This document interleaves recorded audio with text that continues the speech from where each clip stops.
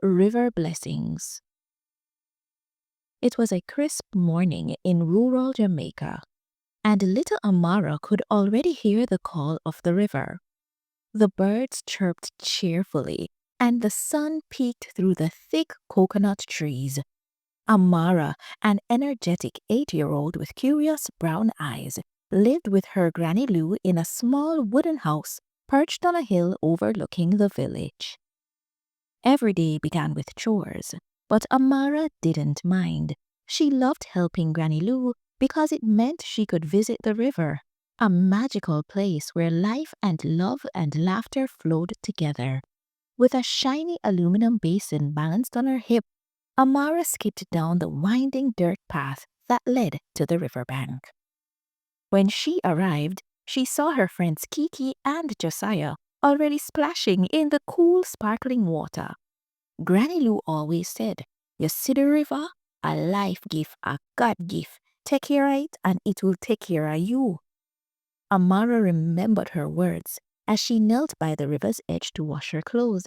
She giggled as the soap suds swirled away with the current, creating tiny rainbows under the sunlight.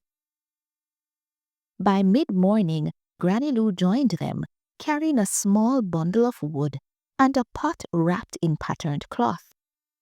"Time to cook, Amara," she called, her smile warm as sunshine. Amara's heart leaped with excitement. Cooking by the river was her favorite part of the day. Granny Lou showed her how to stack the wood just right to build a steady fire.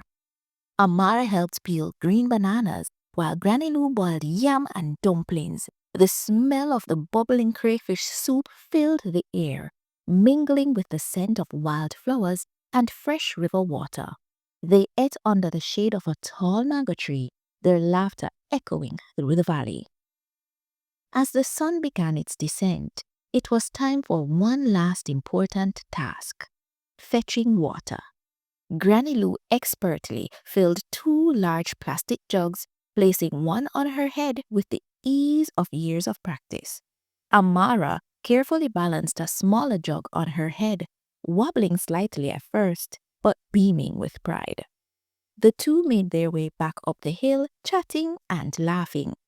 That night, after a simple dinner of roasted fruit and saltfish, Amara sat by her window. She gazed out at the moonlight, casting silver streaks across the river. The water shimmered like a living mirror, reflecting the sky's twinkling stars. The night air was cool and the sounds of crickets filled the silence. Amara thought about the river, how it gave them water to drink, a place to play, and a reason to gather.